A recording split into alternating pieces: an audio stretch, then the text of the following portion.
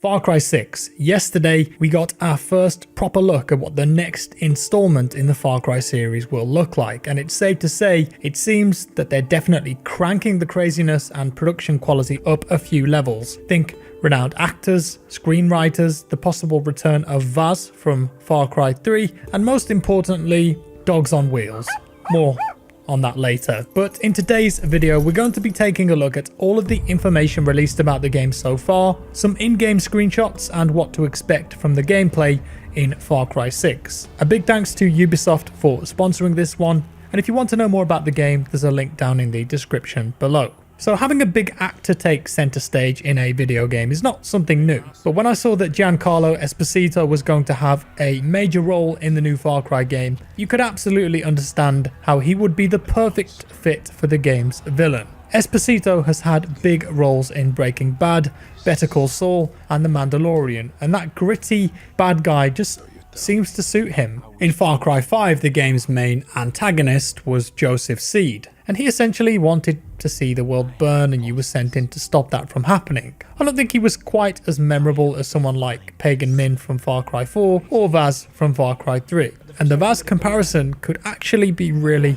important. As for the setting of the game, well, Far Cry 6 is set on an island called Yara, whose leader is Anton Castillo, played by Esposito, and he rules with an iron fist. You, on the other hand, play as Danny Rojas, a native who joins up with a guerrilla faction to overthrow the president's control, and you can choose to play as male or female. While the setting is fictional, it very much has a Cuban feel and aesthetic to it. You can definitely see where they drew inspiration from. There's also one more character that's been revealed, and as it turns out, it could be the most important one in terms of the overall story, and that is Anton's son, Diego. So far, we've seen an incredibly well done stylized title sequence for the game with an absolutely banging soundtrack, and then another cinematic trailer where Anton Castillo is trying to teach his son Diego a lesson. Far Cry games haven't tended to have children in them before though, but in the case of Far Cry 6, there seems to be a very big focus on the character of Anton and his relationship with his son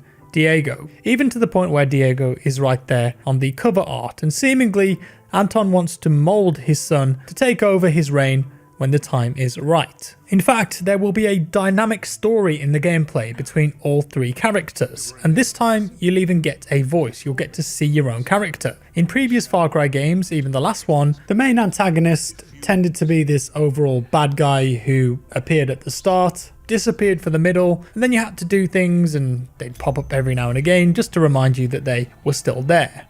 But this time, you, the character, like I said, you'll see yourself, and it seems that you will interact with the two other main characters here quite a lot. The narrative director on this project, Naveed Kavari, has said that the team wanted to ensure that you got a good amount of face time with Anton to be able to see things from his perspective, and as such there will be an ongoing dynamic between these three characters. Your character Danny, as I mentioned, can be either male or female, and this time around you will speak. In Far Cry 5 you could choose to play as either male or female, but you were simply known as the deputy and you didn't speak. So I think it's good to see more of a character this time around, and so it will be interesting to see how that changes the dynamic of the story. One of the more interesting things though, I think, with this game is Diego. There are a lot of theories floating around the internet right now with some evidence to back them up that Diego is in fact Vaas when he was younger from Far Cry 3. The idea is that Far Cry 6 is actually a prequel to Far Cry 3, and the actions of the game will turn Diego into the person we met as Vaas, and I wanted to touch on this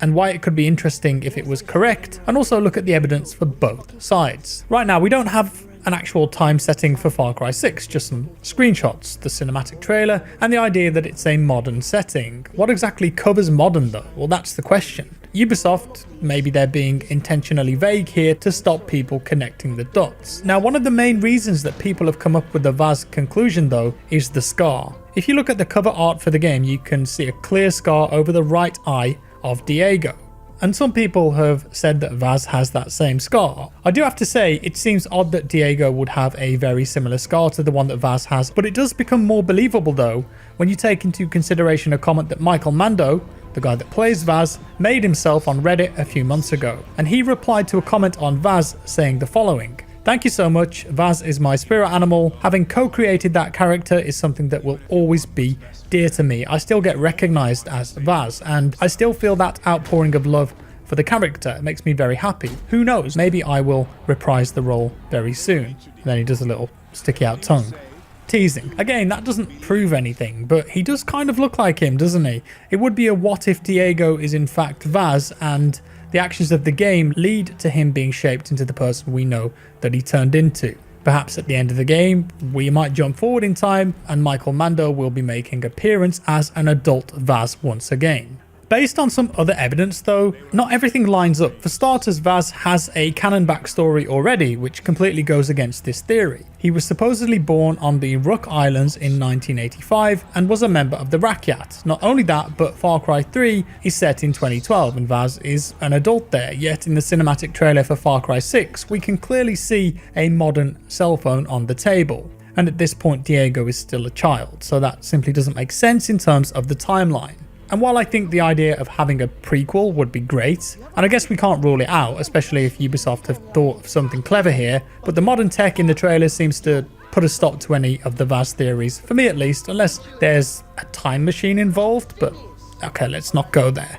Maybe Vaas will just turn up as an older character. The setting does seem very similar to Far Cry 3 based on the screenshots. And what about the island of Yara then? What can we expect? Well, Montana from Far Cry 5 was gorgeous, but Yara is aiming to not only give you that classic Far Cry feel when it comes to the vistas and environments, but also add new ones into the mix. In Yara, you're going to find tropical beaches, jungles, but also the island's main sprawling city, something new for Far Cry. Of course, Far Cry wouldn't be Far Cry without some kind of jungle environment, but the idea that there'll be a big city for the first time is really interesting to me, not least for the factor of verticality and parkour. I mentioned earlier that Yara is heavily inspired by Cuba, but what we don't know is exactly what year it's set in. The island of Yara, it seems, is almost frozen in time, but Ubisoft's goal, they say, is to make a living postcard with some vintage thrown in, and it's implied that Yara has been shut off from the rest of the world for some time. So when it comes to the weapons and vehicles, you're definitely going to get some unique stuff here. During your time in the game, you'll get interesting weapons that have been cobbled together from whatever you can muster. You're part of the guerrillas and you're fighting against an army that has tanks, military vehicles, and modern weapons. But the stuff you'll be using will be heavily modified and recycled. Guns with custom scopes, rifles that you've stuck together with glue and maybe used parts of cars and exhausts. The game is going to have some really unique weapons and I'm all for that. One of them even looks like a nail gun in the screenshots. The cars there look to be maybe lots of 80s American convertibles, and there's a horse. I presume you can ride that too, get around the level. Planes as well in the sky. It looks like they'll be making a comeback. There is one other animal though that I promised we'd talk about. Chorizo. And this, I suppose, is a continuation of the Fangs for Hire system that's been in a couple of the Far Cry games now. Chorizo in Far Cry 6 is a sausage dog with wheels. Of course he is. Chorizo's obviously had some sort of sad accident and therefore he's been equipped with some wheels to keep him moving. And in the box there, it looks like there's a couple of scopes and magazines, so maybe that's how he will help you during combat, delivering supplies. Cute and lethal. I like the combination. And you know, we'll remember Cheeseburger the bear from Far Cry 5, how could we not? But Chorizo will be one of the new buddies that you can take into battle with you, and I assume there'll also be human companions too, like there was in Far Cry 5. Sadly, we didn't get to see any real gameplay, just the gameplay screenshots, but hopefully we will see more later in the year. Apparently Ubisoft are planning to do more of those forward events in the future. And as of right now, Far Cry 6 is set to release on February 18th next year. It's been in the works for 4 years, they say, and it's coming out on PC, PS4, PS5, Xbox One, Xbox Series X, and Google Stadia. That's a lot of platforms. Let's just hope they get it right. With that said, that's all for today, folks. Do let me know your thoughts on Far Cry 6 down in the comments below. I have to say that I'm enjoying the vibe of the game. If that's a thing that you can enjoy, the production quality definitely seems to have increased, and the fact that they've got these big actors in, that TV style intro, the soundtrack, it's just a cool setting. And those screenshots, they look pretty next gen to me. Can't wait to see some real gameplay though. Maybe I'll get hands on soon. I hope so. If you enjoyed the video, leave a like. If you didn't, a dislike. Subscribe for more, and I'll see you in the next one.